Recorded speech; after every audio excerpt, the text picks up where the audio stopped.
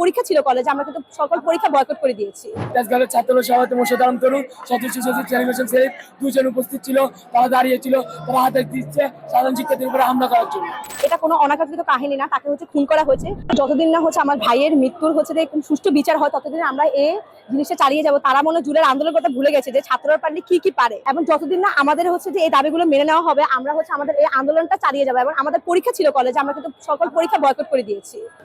সেটা যতটুকু শুনেছি যে ছাত্রদলের সন্ত্রাসটা, তারা যে মূলত ছাত্রাবাসের হলে বসে তারা মাদকদ্রব্য সেবন করতেছিল, এবং এতে আমাদের কলেজের কিছু ছাত্ররা তাতে বাধা প্রদান করাতে তাদের উপর হামলা করা হয়। এবং আমরা দেখি যে সাকিবুল ইসলাম রানা এতে সেকালকে মৃত্যুবরণ করে। সে গত 4 দিন আইসিইউতে সে যে ভর্তি ছিল, এবং মৃত্যুর সাথে পাঞ্জা লড়ে সে মারা গিয়েছিল। হ্যাঁ, আমরা দেখি যে কলেজ বলতেছিল এটা কিন্তু অনাকাঙ্ক্ষিত কাহিনী, কিন্তু এবং তারা ব্যানার ঝুলে দিয়েছে কলেজের, এবং আমরা ছাত্রছাত্রীরা আজকে ব্যানারটা নিয়ে আগুনে পুড়িয়ে দিয়েছি। এটা কোনো অনাকাঙ্ক্ষিত কাহিনী না, তাকে খুন করা হয়েছে। তাহলে তার কি দোষ শুধু এতটুকুই, সে মাদক দ্রব্যের বিরুদ্ধে কথা বলেছে বলে? এবং আমরা চেয়েছিলাম সকল ছাত্রছাত্রী যে তার জানাজা যেন আমাদের কলেজের মাঠে করা হয়, কিন্তু তাও অন্তত আমাদেরকে সুযোগ দেওয়া হয়নি।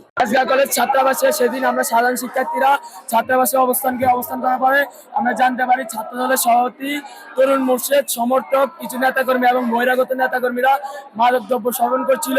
আমরা সাধারণ শিক্ষার্থী নিহত সাকিব সহ সকলে আমরা বাধা দিই।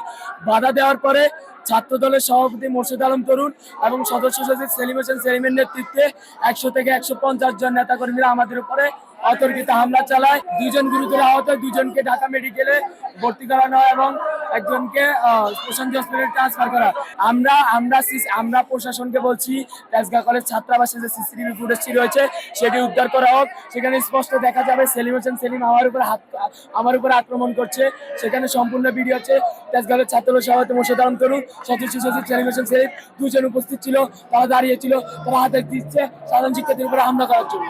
এখন আমরা বিচার চাই সাকিবের উপর যে অতর্কিত হামলার কারণে তাকে হত্যা করা হয়েছে, পরিকল্পিতভাবে ছাত্র দলের নেতাকর্মীরা হত্যা করেছে, তার বিচার চাই। আমরা তরুণ সেলিমের ফাঁসি চাই।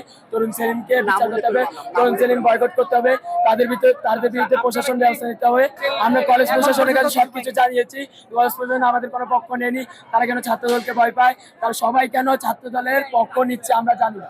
তার পরিবার মানসিকভাবে অসুস্থ, তার আম্মু আগে 3টা ছেলে হারিয়েছে, এখন একটা অবশিষ্ট ছেলে ছিল, সেও মারা গেছে। তিনি মানসিকভাবে অসুস্থ। তবে তার লাশকে আমরা পোস্টমর্টমের জন্য আমরা পাঠিয়েছি হসপিটালে। এখন আমরা কলেজ থেকে মামলা করতে চাই। আমরা কলেজ প্রশাসনকে বিচার করতে হবে, আমরা সকলের বিচার চাই। তো আমাদের যে কলেজ কর্তৃপক্ষ গতকালকে সে মারা যাওয়ার পর নোটিশ দেওয়া হয়েছিল যে এটি একটি অনাকাঙ্ক্ষিত ঘটনা, আর সে অনাকাঙ্ক্ষিত ভাবে মারা গিয়েছে। এটি কখনোই অনাকাঙ্ক্ষিত ঘটনা হতে পারে না, এটি একটি পরিকল্পিত হত্যাকাণ্ড ও রাজনৈতিক কারণ অবশ্যই জড়িত। আর একটু আগে যখন আমাদের প্রিন্সিপাল এসেছিলেন, তিনি এসে আমাদের আশ্বাস দিতে গিয়ে আবারও বলেছেন যে এটা অনাকাঙ্ক্ষিত হত্যাকাণ্ড। এটি তিনি বলেন নাই যে এটি পুরো একটি সম্পূর্ণ হত্যাকাণ্ড, তিনি সেটি না বলে বলেছেন এটি অনাকাঙ্ক্ষিত। তার উপরে এই কথার জন্য আমরা সবাই আর কি ক্ষুব্ধ। তো 4 দিন হয়ে গিয়েছে তাকে আহত করেছে, সে মারাও গিয়েছে। 4 দিন হয়ে গিয়েছে, তা পুলিশ এখনো কোনো স্টেপ নেয়নি। এখনো তাদের কোনো খোঁজ খবর পাওয়া যায়নি। যারা মেরেছে তারা পলাতক রয়েছে, এবং এখন পর্যন্ত পুলিশ কাউকে গ্রেপ্তার করতে পারেনি। আমরা জানি এই ঘটনার জন্য যারা দায়ী তাদেরকে চিহ্নিত করা অলরেডি হয়ে গেছে, প্রুফ আছে যে কারা কারা ছিল কারা কারা ছিল না। তাও আইন কেন এত লেট করতেছে, তারা কেন অপরাধীদেরকে আইনের আওতায় নিচ্ছে না, এজন্য আমরা এখনো রাস্তায় আছি। যতক্ষণ পর্যন্ত একটা স্পষ্ট বিবৃতি দিবে যে আমরা এতক্ষণের মধ্যে আমরা অপরাধীদেরকে আইনের আওতায় নিয়ে আসবো, ততক্ষণ পর্যন্ত আমরা ছাড়ছি না।